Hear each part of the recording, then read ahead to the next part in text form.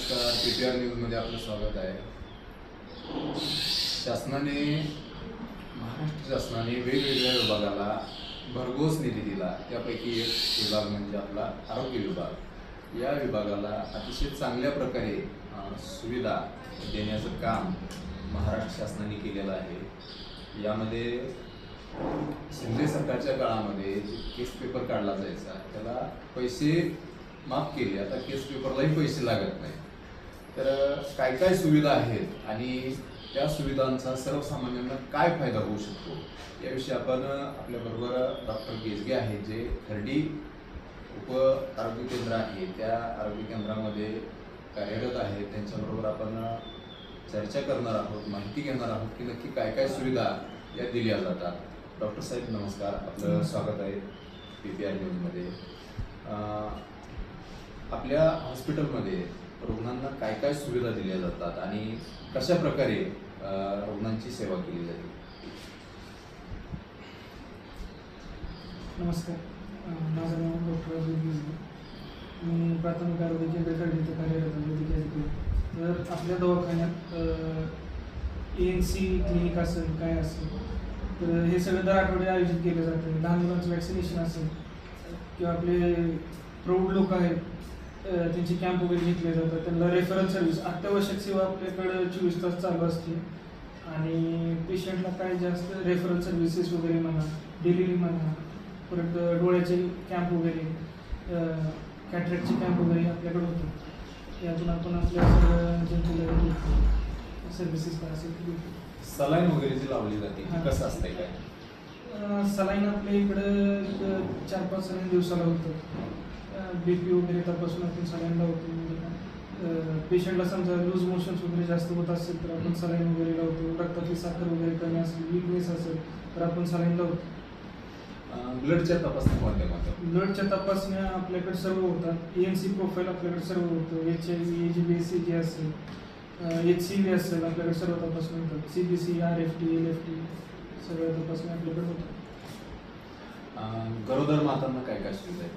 गरोदर मातांना वॅक्सिनेशन पासून ते डिलिव्हरीपर्यंत आपल्याकडे सर्व सुविधा उपलब्ध आहे. डिलिव्हरी आपली अत्यावश्यक सेवा असल्यामुळे दवाखाना 24 तास चालू राहतो. गरोदर मातांच्या डिलिव्हरी देखील आमच्याकडे होतात. आणि ब्लड असेल, रक्तवाढीचे इंजेक्शन असतील, गोळ्या असतील हे सुद्धा आपण पुरवतो. ज्यावेळेस सर्पदंश होतो, आता कसं आहे ग्रामीण भागामध्ये बऱ्यापैकी सर्पदंश आहे आणि कुत्रं चावलं जातं, कधी पाळीव असतं, कधी त्यासाठी आपल्याकडे काय सुविधा आहे?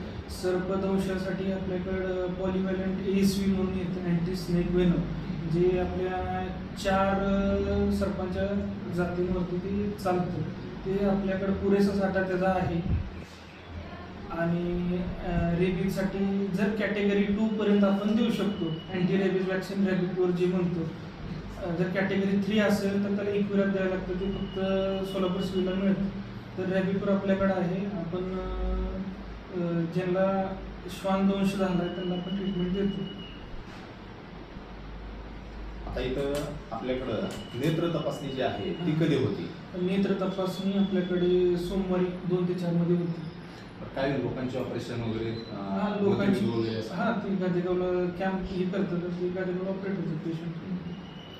आता तुमचे स्टाफ कितीचा आहे? स्टाफ एक जवळपास 20-21 जणांचा स्टाफ आहे प्राथमिक आरोग्य केंद्रात. अत्यावश्यक सेवा आपली 24 तास चालू असते. वैद्यकीय अधिकारी किती? वैद्यकीय अधिकारी 2 आहेत. एक इन्चार्ज आहे, एक सेकंड आहे.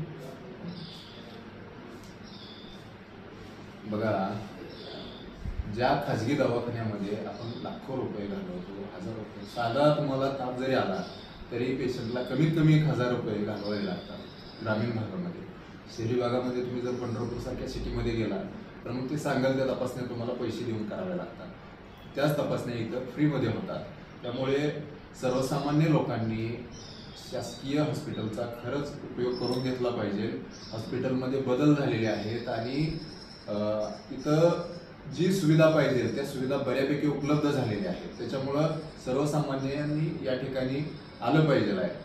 डॉक्टर साहेब, सर्वसामान्य नागरिकांना काय आव्हान कराल? सर्वसामान्य नागरिकांना एकच आव्हान केलं की सुविधा आहेत त्याचा पुरेपूर उपयोग करून घ्या.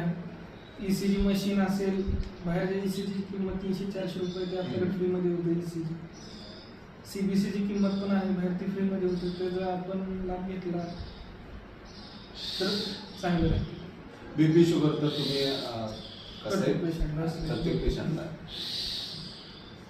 त्यामुळे सर्वसामान्य नागरिकांनी सरकारी दवाखाना मग कोणत्याही तुमच्या भागामध्ये असू द्या त्या ठिकाणी खरं तर लाभ घेतला पाहिजे आणि शासकीय दवाखाने अतिशय चांगल्या पद्धतीने